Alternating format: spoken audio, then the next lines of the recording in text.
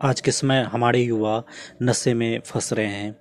हर एक गांव में हर एक नुक्कड़ पर कहीं ना कहीं युवा नशे करते पाए जाते हैं या नशे की खरीद करते पाए जाते हैं।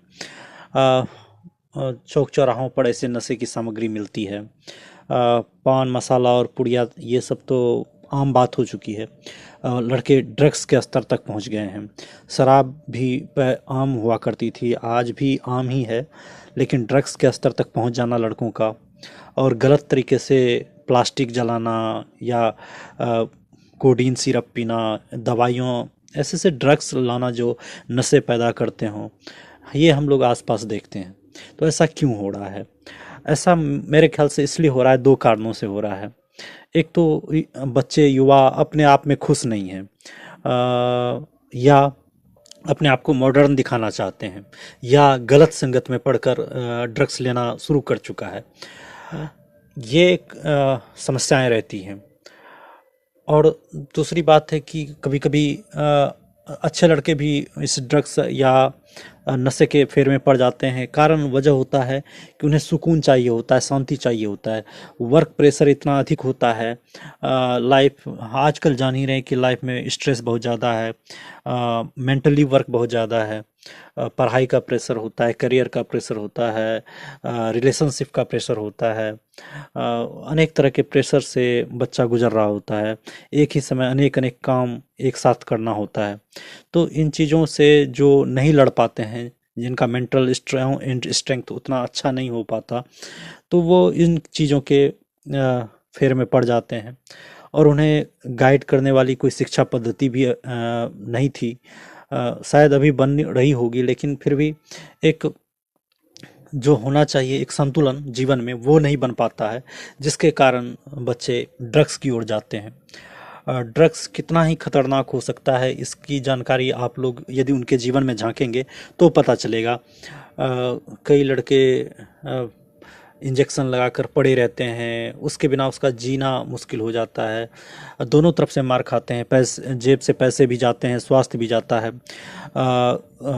कोई ड्रग्स, हीरोइन, कोकीन आदि लेता है तो उसके पैरों में जलन होती है, तलवों में जलन होती है, क्योंकि खून सूख जाता है इन चीज़ों से, और वो एक गहन अचेतन अवस्था में चले जाते हैं।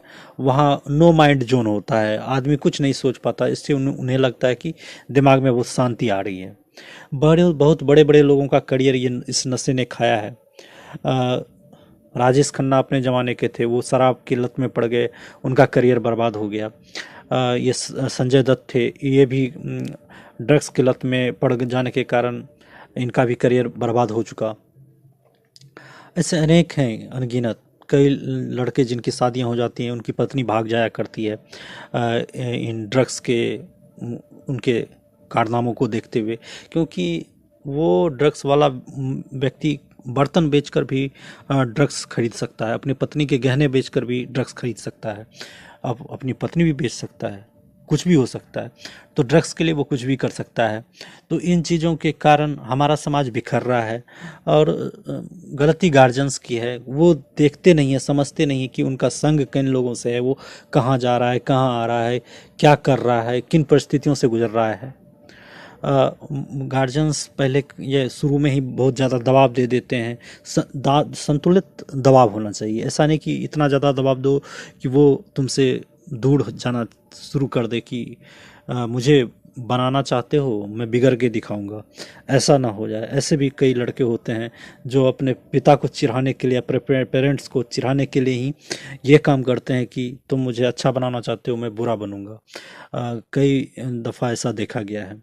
जैसे कभी एक कुंभ में, महाकुंभ में एक आईआईटी बाबा था, उसका पिता उसको बहुत ज़्यादा इंजीनियर बनाना चाहता था। वो कहा नहीं, मैं बाबा बन के दिखाऊंगा।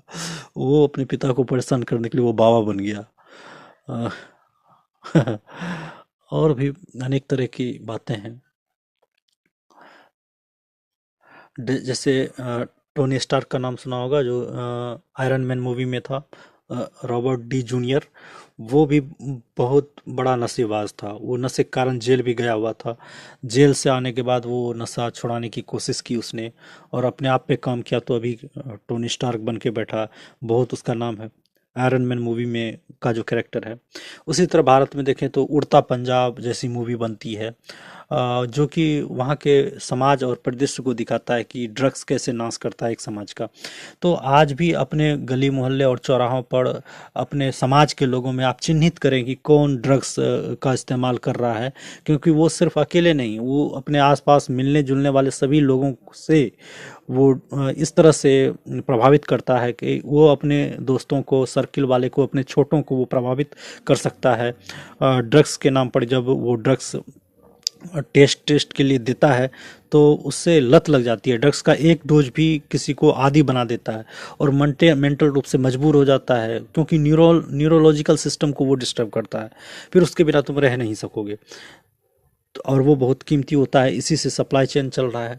मुझे तो आज पूरी तरह लगता है कि इसमें सरकार और सिस्टम भी शामिल है, तभी तो किसी एरिया में कैसे ड्रग सप्लाई हो सकता है? बिल्कुल भी नहीं हो सकता। शासन की मर्जी से होता है, या प्रशासन की मर्जी से होता है। और इस पे इच्छा शक्ति की कमी है, राजनीतिक इच्छा शक्ति की कमी है, क्योंकि राजनीतिक लोगों का फायदा होता है। सिस्टम में क्या दोष है? जब राजनेता ही भ्रष्ट रहेंगे तो सिस्टम क्या करेगा? कुछ ईमानदार थानाध्यक्ष या होंगे प्रशासनिक विभाग के जो इन चीज़ों को समेटना चाहेंगे।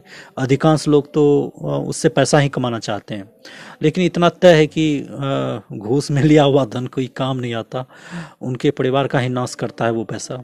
क्योंकि शुरू में तो भ्रष्टाचार के द्वारा जो कमाया गया धन है वो बहुत खुशी देता है, लेकिन अंत में वो जहर के समान पूरे सिस्टम को बर्बाद कर देता है, उसके सामाजिक सिस्टम को।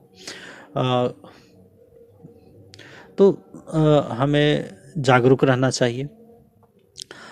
ये पिछली पीढ़ी या क्या मुझे नहीं पता कि नए पीढ़ी के जो बच्चे हैं, जो अभी नए नए 9th-10th पास किए हैं, वो लोग भी ड्रग्स के आदी हैं या नहीं। लेकिन मुझे लगता है जिनके माता पिता ध्यान नहीं दे रहे, उनके बच्चे बिगड़ ही रहे हैं।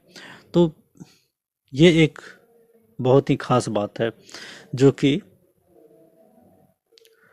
अपने परिवेश में जो समझदार लोग हैं उन्हें समझना चाहिए।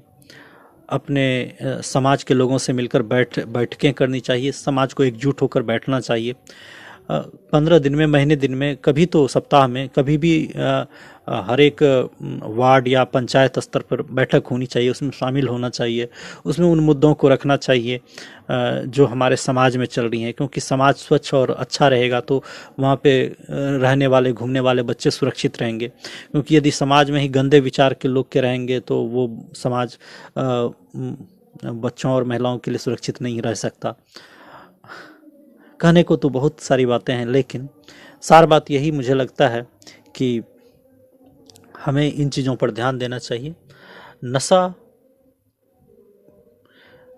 करने वाले युवक का जीवन बर्बाद हो जाता है, उसके माता पिता का जीवन बर्बाद हो जाता है, उसकी पत्नी और बच्चों का जीवन बर्बाद हो जाता है। और मुझे खास करके ये बात इसलिए हंसी लगी क्योंकि एक नशेड़ी की पत्नी भाग गई थी, तो मुझे लगा कि ऐसा भी हो जाता है। हालांकि पत्नियां आजकल भाग ही रही हैं, चाहे नशा करो या ना करो। कई लोगों की पत्नियां भाग जा रही हैं, बाद में उसे अक्ल आ रहा है कि ये नहीं करना चाहिए था। तो ये भी एक कमाल है सोशल मीडिया का, जो कि दिमाग को अलग जोन में ले जाता है और वो सही निर्णय नहीं कर पाती लड़कियां और महिलाएं जो ऐसा कदम उठा लेती हैं। कुल मिला के बात है कि आदमी को स्ट्रांग होना चाहिए, माइंड को पावरफुल रखना चाहिए, और बार बार हर जगह नहीं देखना चाहिए रील्स। कम बातें सोचो, ज़्यादा रील्स देखने के बाद ज़्यादा बातें दिमाग में आती हैं और दिमाग डिस्टर्ब होता है। कम बातें देखो, काम की बातें देखो, और ज़्यादातर माइंड शांत रखो। फालतू की बात सोचने से, बेकार के हर जगह की बातें कान में रखने से आपका फोकस बिगड़ता है, करियर बिगड़ता है। और करियर को बनाना है तो अपने आप को फोकस्ड रखना चाहिए। एक ही लाइफ का एम ले लो, उसी को अपना जीवन बनाओ तो ज़्यादा बेटर है, सफलता का चांस ज़्यादा है। हर एक बात सोचने से और जगह जगह देखने से आदमी डिस्टर्ब होता है। धन्यवाद।